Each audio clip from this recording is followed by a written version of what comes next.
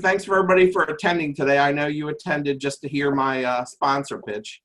Anyway, I wanted to just say a few words about the Doctor Backup service and how it could literally save your small business. You see that every computer connected to the internet these days is under constant attack. No firewall or antivirus or security scanner or even a long password is going to fully protect your files from the bad guys. Literally one click and poof, everything could be gone. And I think everybody kind of knows this, but the most effective and affordable way to protect your business against unexpected data loss is to make a regular backup and to store these backups completely separate from your day-to-day work, totally out of the way. The team at Dr. Backup does this administrative task for over 1,400 corporations nationwide, and we guarantee your data is securely stored off-site should you ever need it. So if your small business can invest just $2 a day, consider your backups done. If you're just getting started and seriously can't afford the $2, give me a call and I'll see if I can help. Check us out on the web at drbackup.net. Thank you. I guess I'll go ahead now and introduce the speaker, Kim. Okay. So our speaker for today is Michele Curiente. Michele guides professional service firms that want to market but don't know where to start. She begins by building her clients' brand foundation and ensuring their brands look professional, consistent, and convey the right message online across their website and all social platforms. Then she develops and implements their individualized marketing strategy. This means everything from posting on social media, writing blogs, creating email campaigns, hosting webinars, and in-person events when it's safe to do so. Michele helps her clients stand out from the competition by focusing on the why behind their business. Did I get all that right, Michele? You did. It was beautiful. Thank you. Awesome. Thank you, Mitch. I appreciate it. I'm going to go ahead and share my screen. Hold on. Okay. Can everyone see my presentation? Okay, perfect. So I'm going to keep the chat box up here. I want to make this as interactive as possible today, but obviously we are going to talk about how to start marketing yourself on LinkedIn. And my goal for today is that you'll walk away with something that you can implement immediately and take away with you so that you're not left wondering like how much work you have to do or what you can do. At least you'll get some tidbits that you can do immediately.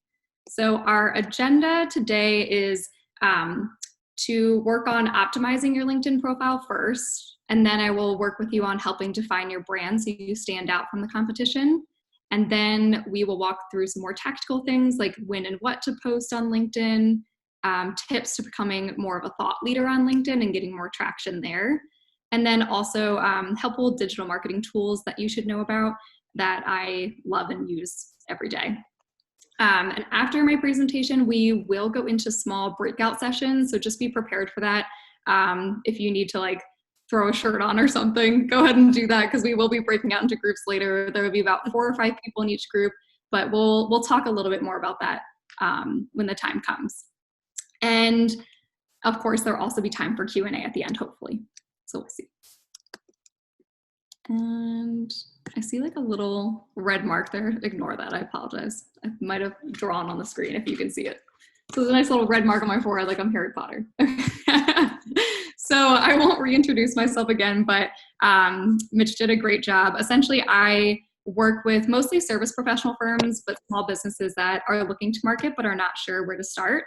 And I help them with everything from their brand foundation all the way to implementing their content marketing strategy. And we thought today it would be fun to focus on LinkedIn because it is such a great tool right now because a lot of businesses are online and working remotely, and it's a good way to target professional audiences. Okay, so we are going to do a poll. Kim, do we want to launch the first one? Let's see. Okay, so go ahead and answer this first poll. How do you feel about LinkedIn? Do you love it? Do you have a love-hate relationship? Are you skeptical about it? I'll give you a few seconds here.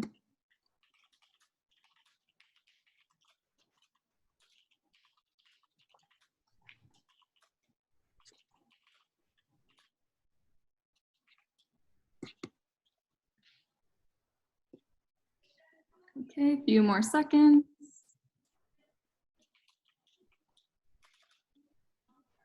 All right. So it seems like we have a pretty mixed bag here. We have pretty much equal between people loving it, love-hate relationship, skeptical, and I am here to help you through this. So we are gonna do our next poll here. We have our second poll. How often do you use LinkedIn? So let's do.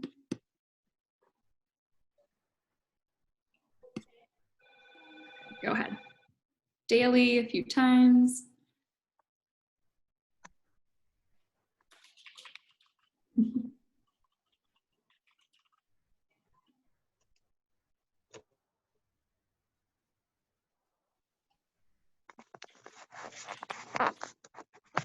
Okay.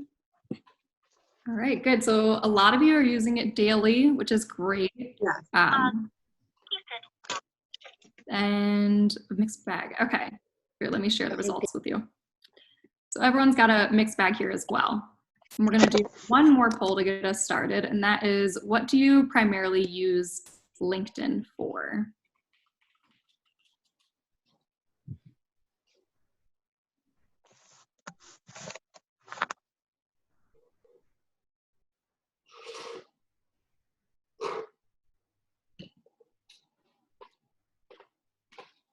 Okay. A few more seconds here.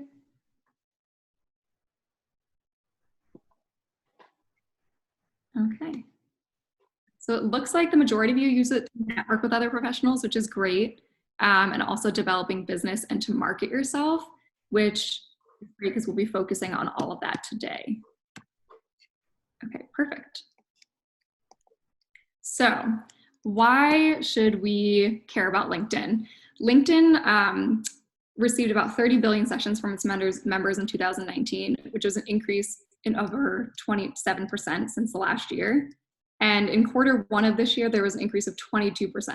So it just goes to show that, especially with everything going on with coronavirus and everyone working online, it is just extremely, this is such a great way for you to market to people and to reach your target audience. Everyone is using LinkedIn right now and looking to grow their business using LinkedIn.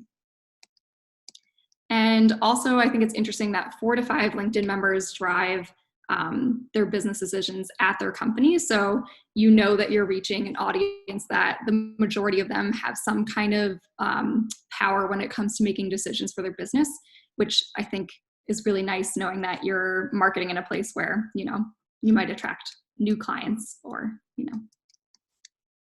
Okay, so the first thing we are going to dive into is optimizing your LinkedIn profile.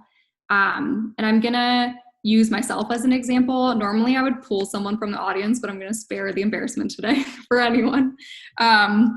So this is the top of your LinkedIn profile. And I'm going to cover quite a few pieces here on like your entire profile of what I think is the most important. The first thing is having that professional headshot.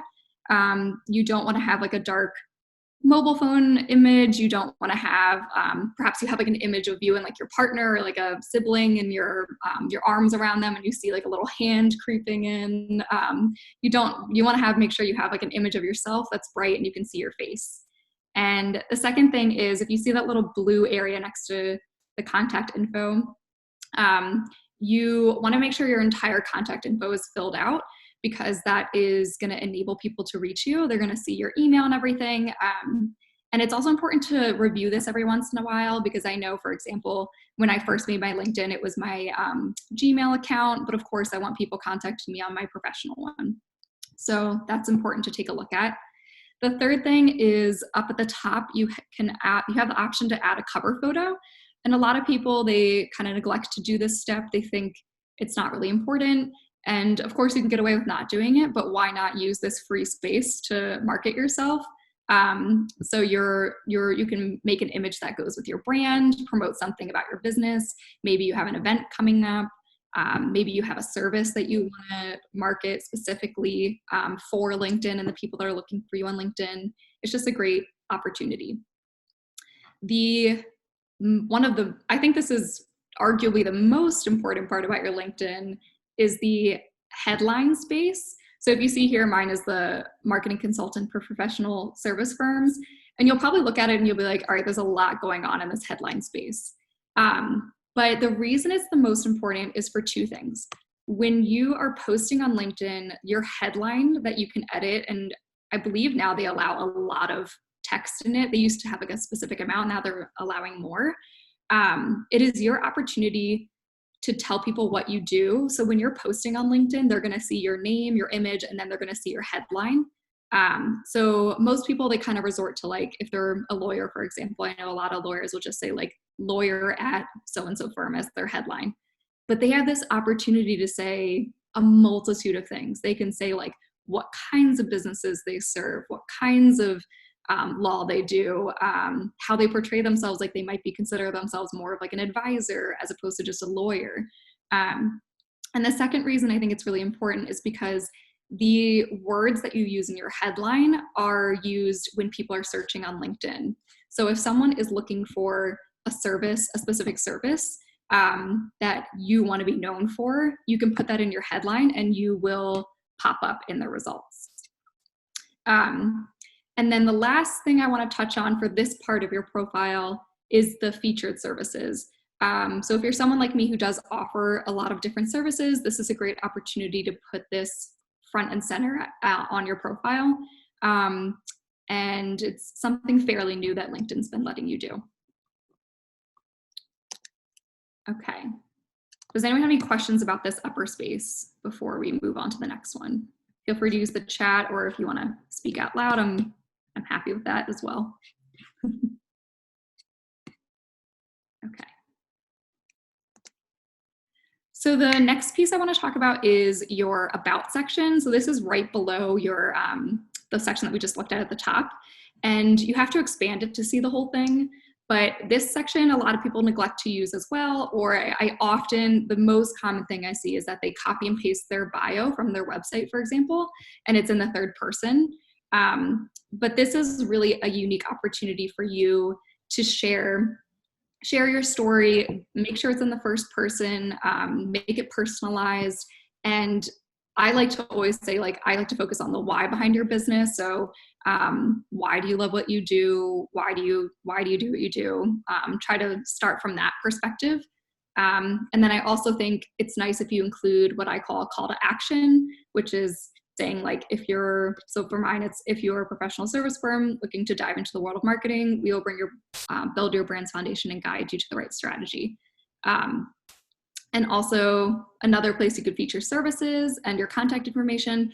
Of course, the profile itself will already have that, but I am also a huge fan of putting things in multiple places because you never know what someone's looking at or what knowledge they have of LinkedIn and what they can find on there. Any questions about this piece? Okay. The next piece, this is also a new feature on LinkedIn that I think is awesome. You can feature content on your page. So for a lot of people, they could put maybe an event they have coming up, maybe their most recent blog post that's really relevant, a new service that they're offering. Like I have my newsletter that I have in case people want to subscribe to it. It's just a nice opportunity to feature things at the top of your profile that would get lost in the mix if you've posted them in the past. And these are posts that you've done in the past that you want to kind of like pin to the top of your page. Otherwise they would, again, like be lost in the mix and people would have to scroll through your activity to see where it is. The next piece is essentially the rest of your profile, but we'll focus on experience right now. you'll want to make sure you have a title for this. It's similar to the headline, but you don't need to have like as much written in it. A lot of people, again, like that lawyer example, they'll just put lawyer, but they have the opportunity there to say something more if they would like. And I think it's very underutilized because you're able to put whatever title you like. You also want to make sure that you're linking it to the company page so people can see the company. So when you're editing it, you'll be typing in your company, and it will auto-populate the company page if you have one. If it is your own business and you don't have a LinkedIn page, you can just set up a page really quickly so that it can link to it and people can see. The other thing is you have another opportunity to tell your story here and also list your services. Okay. I do see a question here in the chat that I missed from Thomas. He was wondering if I use my own profile and have a page for my business. I am a huge advocate for someone like me who is a solopreneur, but I have a team of people that I work with for various projects and expertise. I'm a big fan of marketing from my own LinkedIn profile and then having my business pages kind of as like a standalone. So people can, again, look at those pages, see them, go to the website. But when I'm marketing, they're seeing it from me because I am essentially my business at this point. If in the future I have a whole team of people, I would market from my business page and then like share it on my personal account. So if you have a larger company or more employees that people know you by, I would do that. Okay. The next thing we are going to do is define your brand so that you stand out from your competition. And the reason I want to focus on this is because I am a huge advocate for branding. I think a lot of people bypass it, even when they think it's reserved for businesses. And of course you need it for your business. That's like a given. But I think you also need to think about it for your personal brand. And it also helps you figure out what you want to fill your profile with on LinkedIn. So the first question I have is, what is branding and why should we care? So branding is the ongoing process of developing and maintaining your reputation, and it's how people identify and differentiate you from your competition. And this is one of my favorite quotes. It's from Jeff Bezos. He says, "Your brand is what other people say about you when you're not in the room." And I like to bring this up because people sometimes gloss over branding, but the purpose of managing your brand is that if you're not going to do it, then who is? And what are people saying about you? So again, your personal brand, this is how you portray yourself, how others perceive you, your unique combination of skills, experience, and personality. And these are just questions that you can kind of reflect on, take some notes on, see if you can incorporate them into your LinkedIn profile and in everything that you're doing online or in actual real time in life. Okay, so we're gonna do a little activity with the chat box here. When you hear the name Kim Kardashian West and you see her, what are some of the things that you think of? And I want you to use the chat box to do this. It's going to be a little interactive. We just have a couple of these.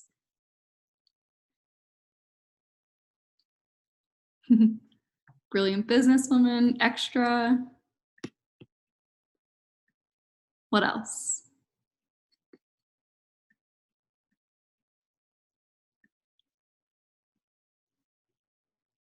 Who cares?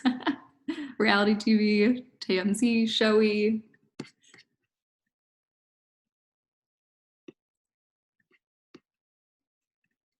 What other things come to mind?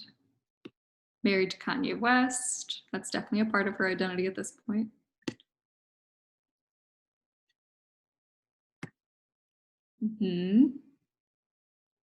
Amazing at marketing. She's a wife, mother. Some not so good words. She's definitely polarizing. She seems to be everywhere. We'll take a few more seconds to see what else you all think. Anything else?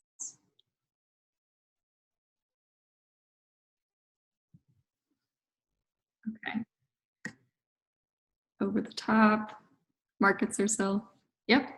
So the reason I like to bring up Kim Kardashian as an example, well, actually I have one more question for you. How do you think she manages her brand? Do you think she's doing well? Do you think she does a lot to manage her brand? Do you think she lets it just go the way it is?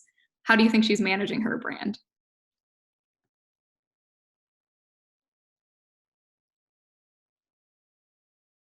She works it. Yes. So I like to bring this up because although she's polarizing, I would say for the most part, she has a pretty positive image. I think people think like she's a little too much or et cetera, et cetera. But at the same time, she is completely in control of her brand for the most part, which I think is really interesting. And just something to take away is that you can have a lot of influence on your own brand by doing things, saying things, et cetera. And then the other one I want to do is what do we think of when we hear the name Oprah?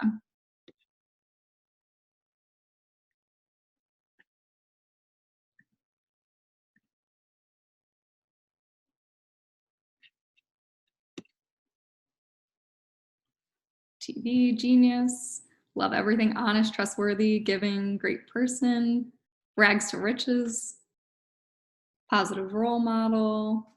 Yeah, right. She has a great brand. She is a brand for sure. And how do we think about her managing her brand? What do we think about that?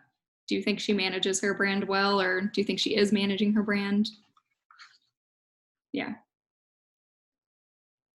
You know you're managing your brand, you can go by your first name. That is 100% true. Yep. Love it.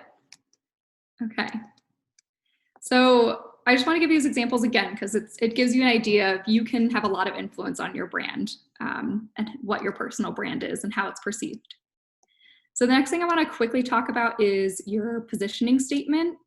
So this is kind of like your personal brand, but you're tailoring it to your target audience.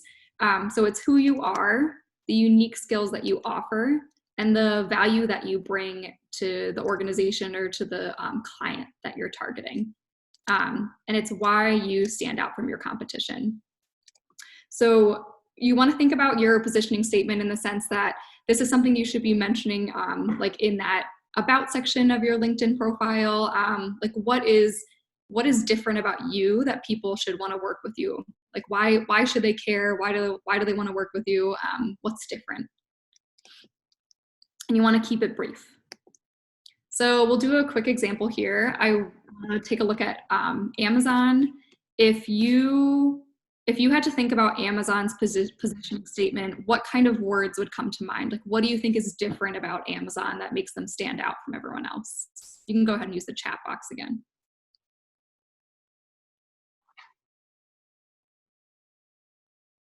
Speedy, for sure, for sure. Greedy. Yep, literally everything. One-stop shop, game changer. They definitely are a game changer. I mean, think about how far we've come. Convenient, quickly, prime shipping. Oh, I didn't know that fact. 50% of online purchases are through Amazon. I believe it though. So we'll take a look at their positioning statement. So for consumers who want to purchase a wide range of products online with quick delivery, we heard a lot of quick, one-stop shop, that's in their positioning statement.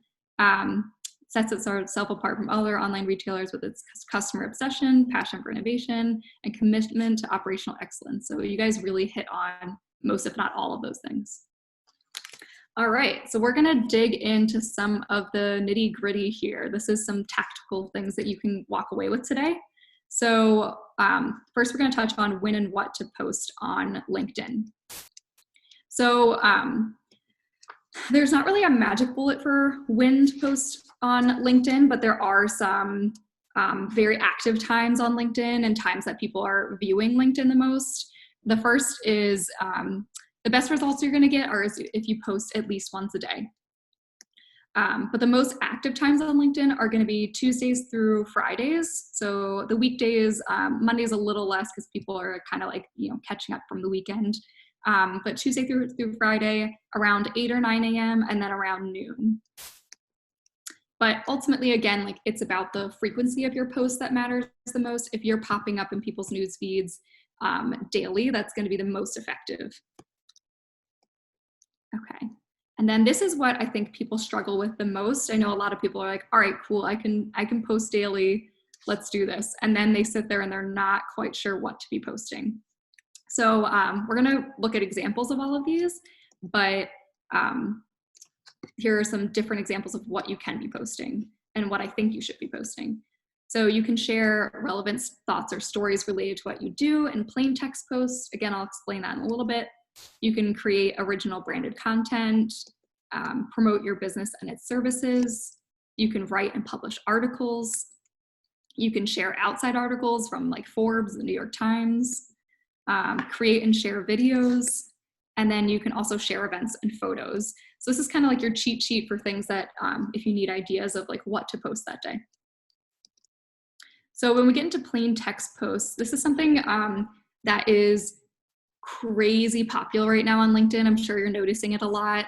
People are not going crazy with like branded posts or anything, but they are they're telling stories and they're sharing their expertise or their experiences or again, like a story with a client to show what they do.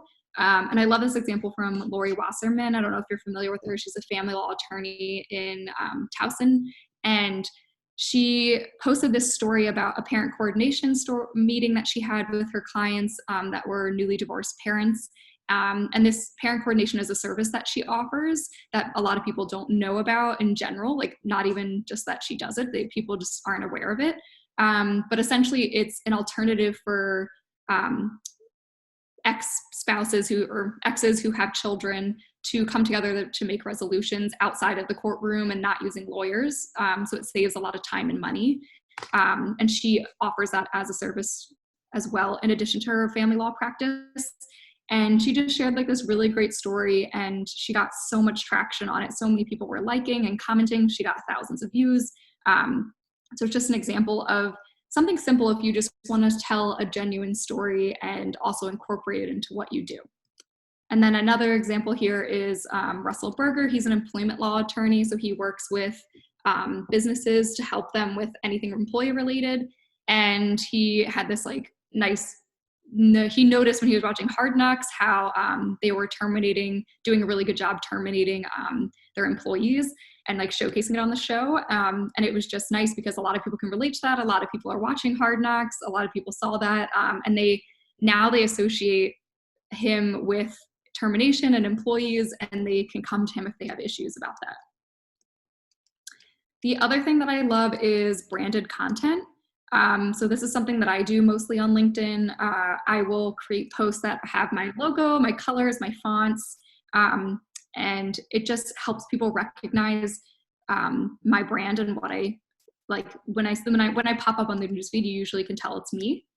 A similar example would be this contracting company in Baltimore.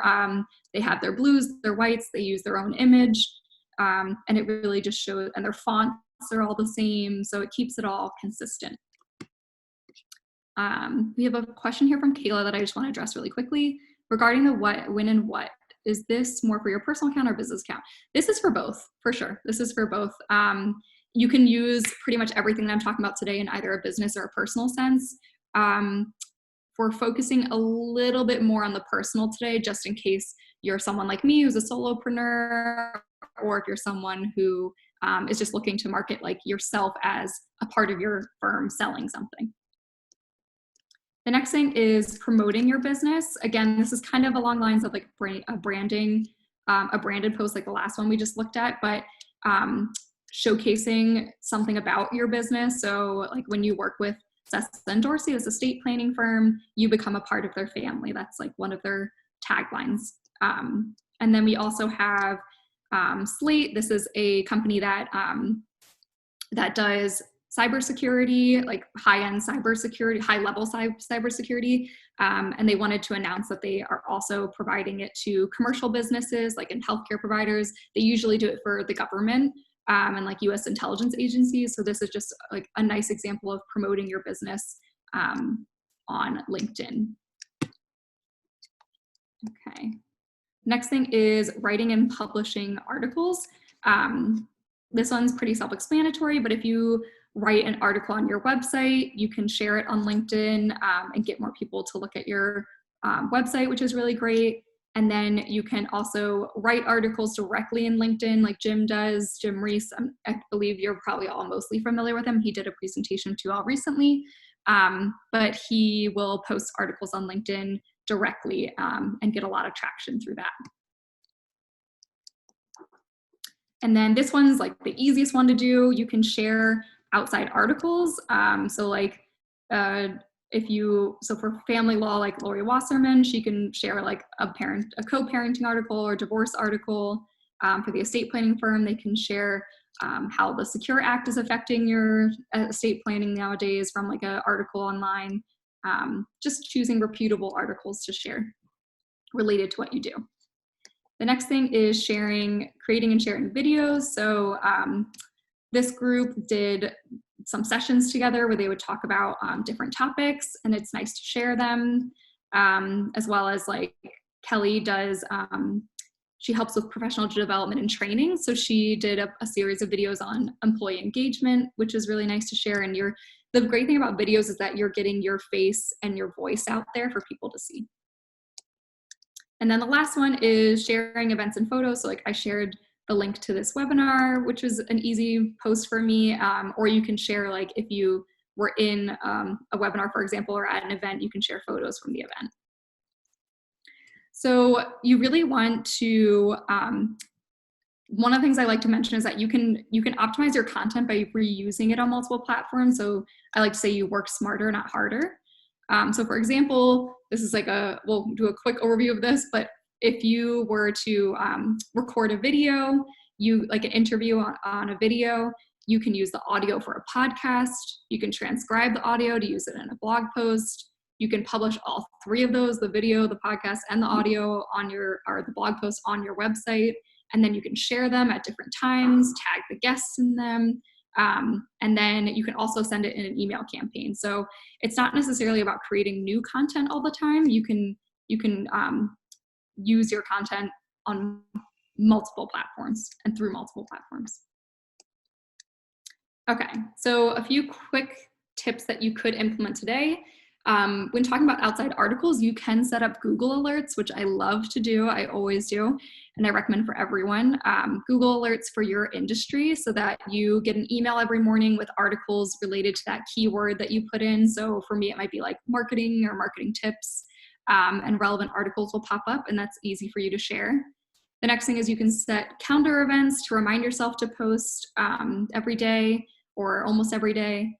The other thing is just to remember that just by sharing relevant thoughts and stories related to what you do is great. And the last thing to remember is keeping your brand colors and fonts consistent so people recognize that it's you. Okay, so we're gonna run into a couple tips to becoming a thought leader. So a thought leader is essentially someone that people recognize for what they do and they come to for some expertise. So the tips for this are, don't just be a knowledgeable expert, like don't just share expertise, really get to know your target audience, and go one step further and really tap into your ideal client's pain points. And an easy way to think about this is to listen to your conversations with your clients or prospects and think and ask yourself, like, what's keeping them up at night? Why are they coming to me? What issues are they having? And then you can talk about that online consistently, and people will start to associate you with your expertise and what you do, and you're answering their pain points. And the big thing with this is to add value and not noise. So when you're trying to become a thought leader, you want to make sure that everything or mostly everything that you're posting is adding value and not just posting for the heck of it. And then if you want to stay accountable here, again, set aside time every morning so that you can post on LinkedIn. You could do, like, in the beginning of the day, you could do an original piece. The middle of the day, you could share an outside article. And then while you're on LinkedIn, make sure you get out there and like and comment other people's posts. You want to be active and really get your name out there so people see you on their newsfeed. And then the last thing to consider is to always review and improve your LinkedIn marketing. So like how many views is your profile getting? You can see all these analytics on LinkedIn. Who is viewing your profile? If you have your profile set to a public setting where people can see that you've looked at their profile, you can see who's visited yours. How many views are your posts getting? Which ones are working the best? You can evaluate and be like, okay, so these story posts that are just plain text, they're getting the most, so I'm going to focus on those or do more of them. How many likes and comments and shares are they getting? And yeah, so I'm going to take a look at these questions real quick. You cannot share from Facebook or Instagram to LinkedIn right now. They're not connected. They're different companies. Facebook and Instagram are connected. That's for you, Mary Beth. Brandon, do you recommend using hashtags? I definitely recommend using hashtags. I tend to put them at the bottom of posts and kind of put some space in between the posts that I'm doing and the hashtags. I do think they can be helpful. Do I need a fee base? Amy, are you talking about Sales Navigator, for example? Oh, LinkedIn Premium. Charlie was asking about LinkedIn Premium. LinkedIn Premium is really good for business developers and salespeople who want to use everything that they can and see all the details about people that they're researching. But if you're not going to spend the time to do it, then it's not worth it, in my opinion.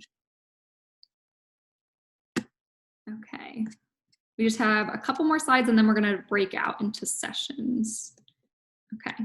So the first tool I want to tell you about is Canva. So this is, if you're familiar with graphic design work, this is a very user-friendly version of graphic design.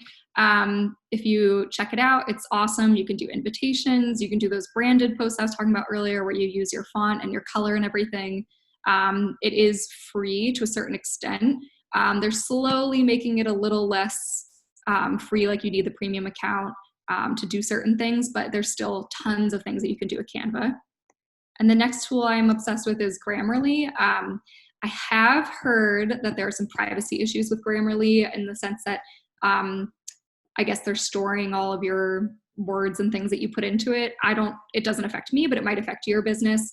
But this is a plugin that you can put on your website and also use when you're like writing emails, and it will tell you when your grammar is off or if you made an error, and it saves me all the time. I'm obsessed with it. Okay, so before we go into breakout, I have one more question here from Janice. If you have a different business lines, is it better to separate LinkedIn profiles with different names? Great question. I think you should definitely have separate business pages on LinkedIn, but I wouldn't necessarily I wouldn't do a separate page for yourself. I would do one for yourself. Perhaps you can dedicate certain days to marketing each business, maybe like 1 month for focusing on one, or like maybe like Monday through Wednesday you're focusing on one, or just try to find like a natural groove between the two. I have a similar issue because I have 2 businesses as well. Okay, so we are gonna spend the next like 10 minutes and then we'll spend the last 5 minutes with like a Q&A session. But we are gonna break out into groups, and I want each of you to introduce yourselves to everyone in your breakout session, look each other up on LinkedIn, and I just kind of wanna have you talk about each other's profiles, take a look at them and offer each other some constructive criticism. And obviously, like, don't forget to connect while you're there.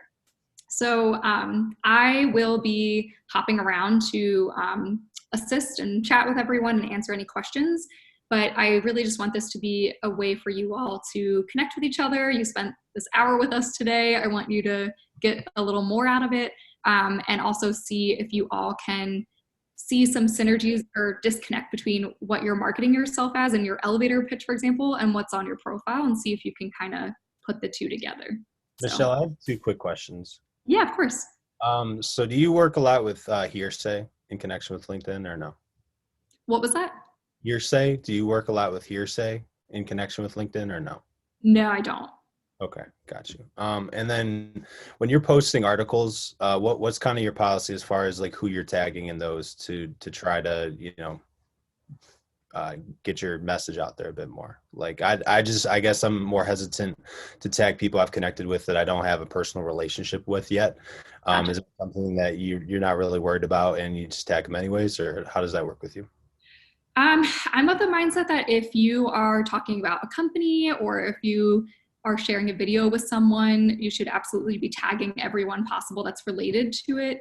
If you want someone that you don't know to look at a post, you could tag them in the comments and say like, hey, I thought you would be interested in this.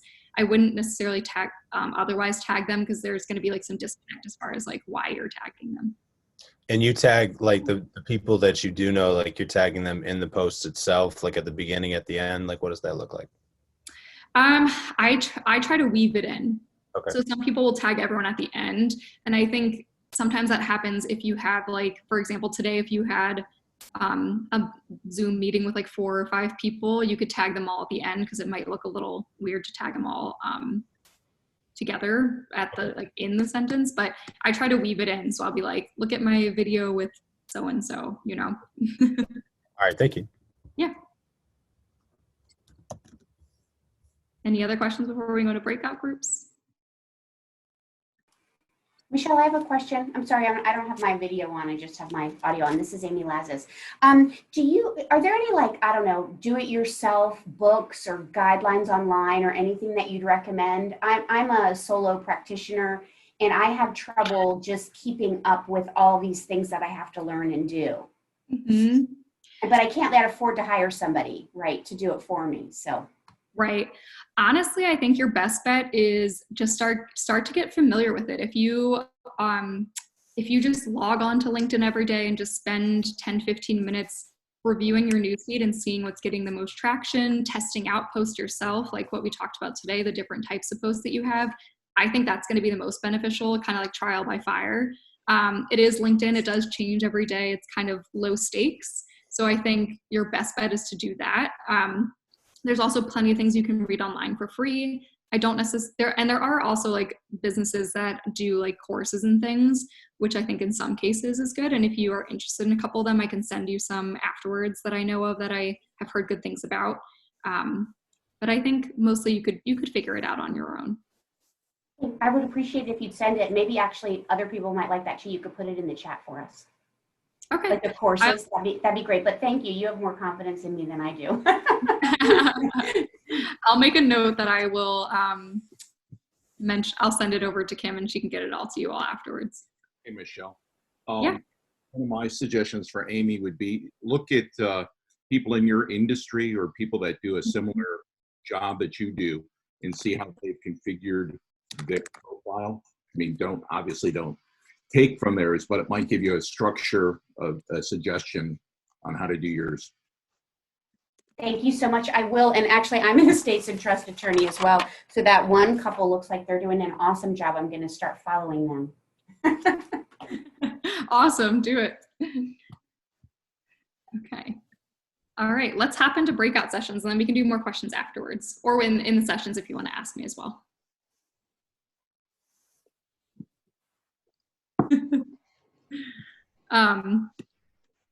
Awesome. So I have some key takeaways here. Just make sure you're being authentic and optimizing your profile and your content. And the biggest thing is to be consistent.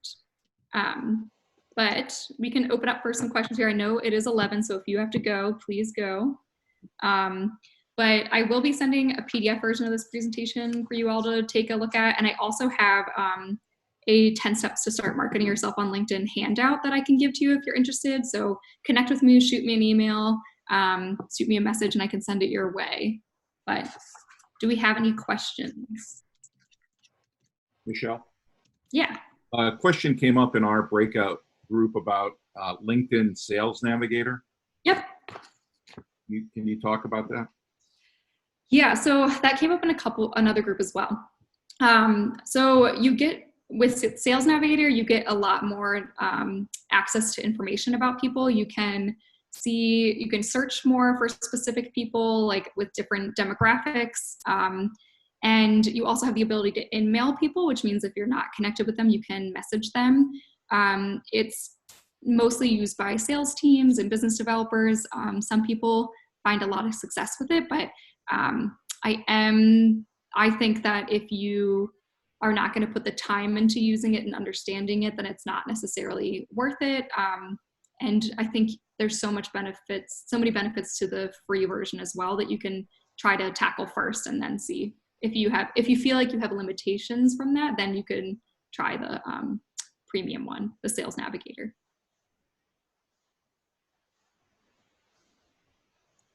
Anything else? Michele, there was a question, is it free? Sales Navigator does have a fee. I'm not positive what the cost is right now, but there is a fee. It's around $60 a month. If you want the really advanced one, it's about $80. Got it. Yeah. I think there's a smaller one, a cheaper one too, that's like $39.99. But you get the first month for free, so you can try it out for free and then cancel. Got it. So you can test it out if you want to try to learn it.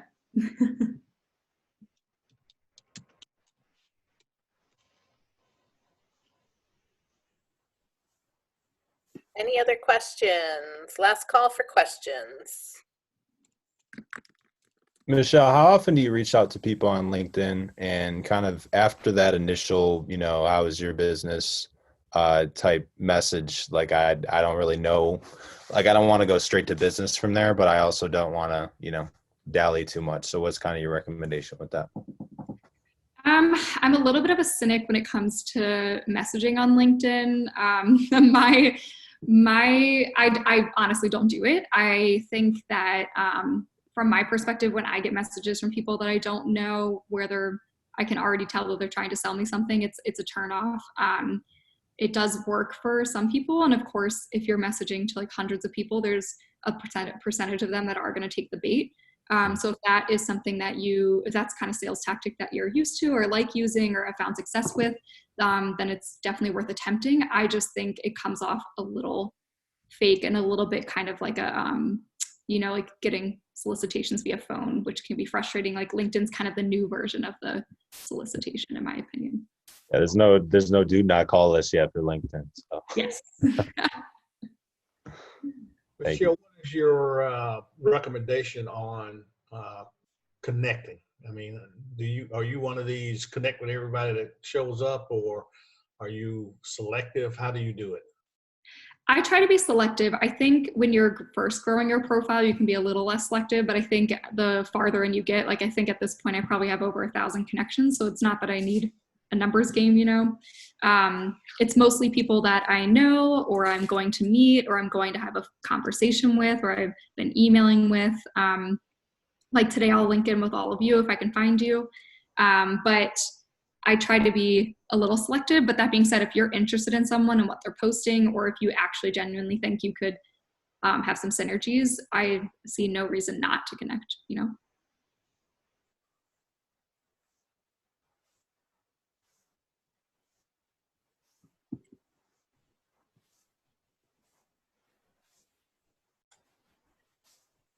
Awesome. Anything else? All right. Christy, you want to do final words?